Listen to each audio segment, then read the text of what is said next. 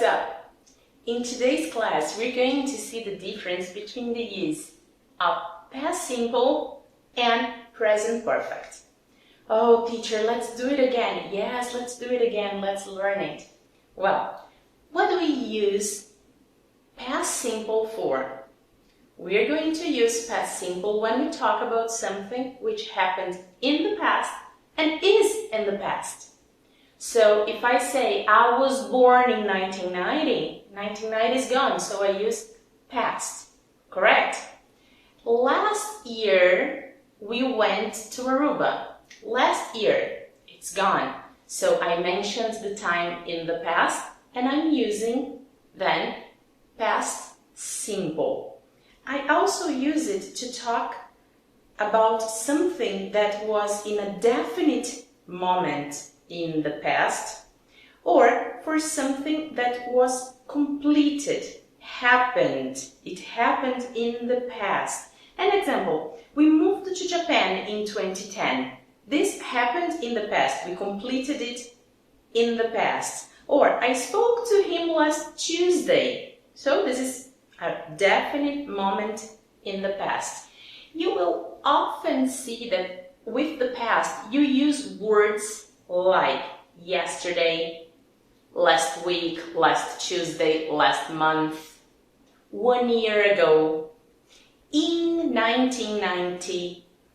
So you are specifying a point in the past, and this is a clue for you that it means, alright, that it means you're talking in simple past. And how do we form it? When we have a list of regular and irregular verbs, right? And that is used for the affirmative form. That's when I say a regular verb. I talked, okay? I talked to my mom yesterday. I played with my children last weekend. Affirmative. If it is an irregular verb, I will just use its form as we swam in the beach last year. Swam, the past of swim. Then, when I talk about the negative, I'm going to use the auxiliary. And the auxiliary for the simple past is did and negative, so did not, contraction didn't. So, I didn't work last Sunday. Não trabalhei. I didn't work. See what happened? If it was affirmative, I would have said I worked. I worked last Sunday. But now I'm saying didn't, and the verb goes back to its base form. I didn't work last Sunday. In the example, we swam. I'm going to say we didn't swim. The verb goes back to its base form. We didn't swim last weekend. So, how do I form the interrogative? It is by using the auxiliary did. So, I'm going to ask you, did you play with your children last weekend? Did you play? You see, I have the auxiliary did and the verb again in its base form. Did you go? Did you go? The past in the affirmative of go is went. The negative is didn't go, and interrogative form, did you go? So this is the simple past.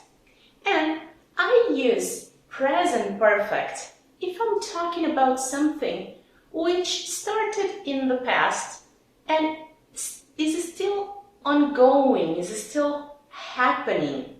Or when I'm talking about the situation that happened in the past, but I'm not mentioning when because I am focusing on the experience. I'm not focusing on the time.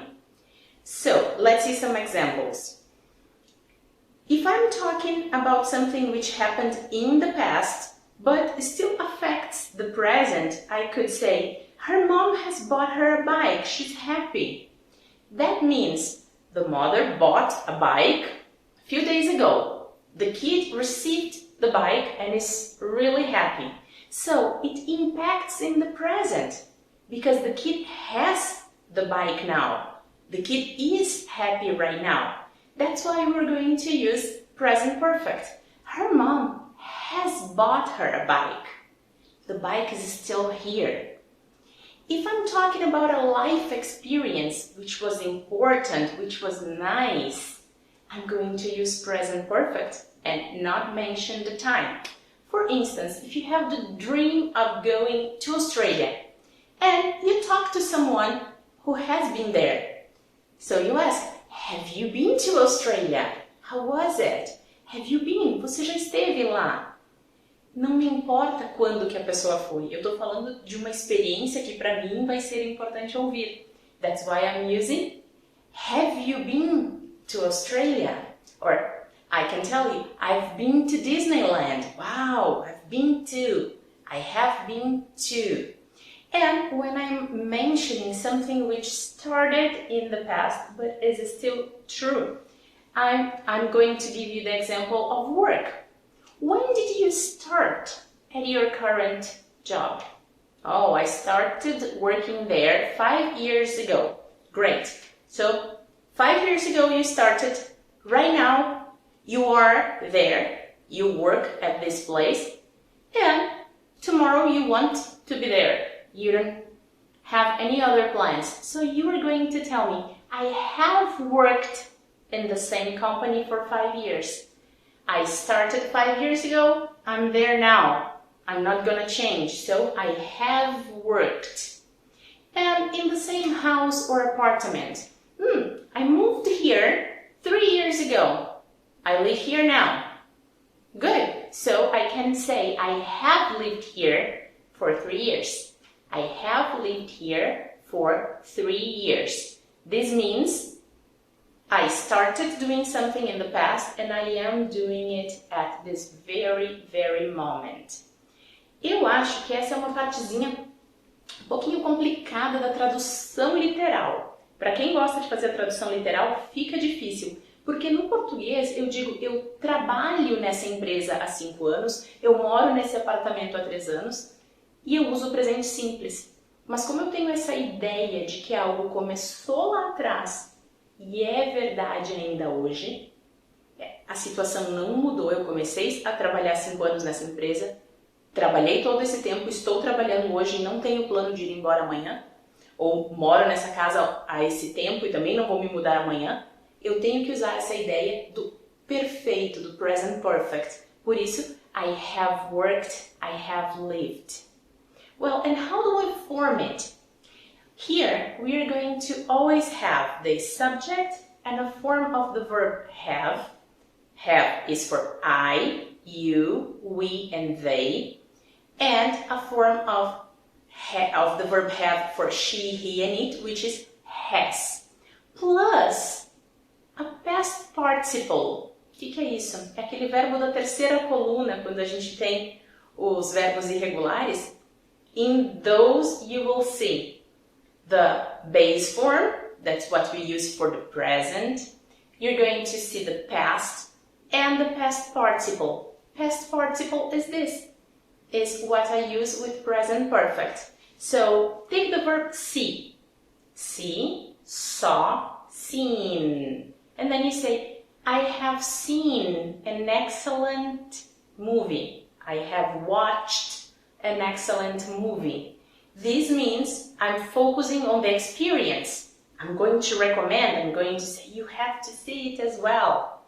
So the auxiliary here is have. And then for the negative, I'm going to use have not or haven't and has not or hasn't. Remember, has for he, she, or it. So if I'm talking about my brother has lived in Japan for 5 years. Já faz 5 anos que o meu irmão mora lá no Japão e ele continua lá. Has lived.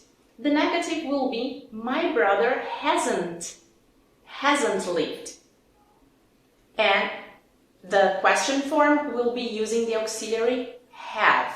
So I'm going to ask, have you been to Australia? Has she been to Australia? This is when we use the present perfect. And we're going to see that the past we had some words help you, now it happens as well. With the present perfect, let's try to remember that you are often going to see expressions like since and for, because I'm referring to the amount of time. So we said I have worked at this company for 5 years, or I have worked for this company since 2010. I have worked for this company since desde, okay, since 2010.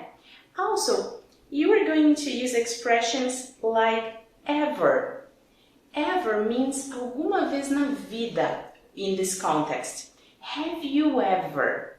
So we use it when we are talking about something that is not really common. Okay, so have you ever tried insects? Não é muito comum comer insetos. Quem vai para a Ásia normalmente experimenta. So I can ask, have you ever tried? Have you ever eaten insects? Have you ever seen a ghost? Já viu fantasma? Have you ever seen a ghost? It gives the idea of alguma vez na vida. So when you see the words ever or since or for, the probability that the sentence is in present perfect is very high. Well, we should practice a bit with some exercises and become pros in using simple past and present perfect.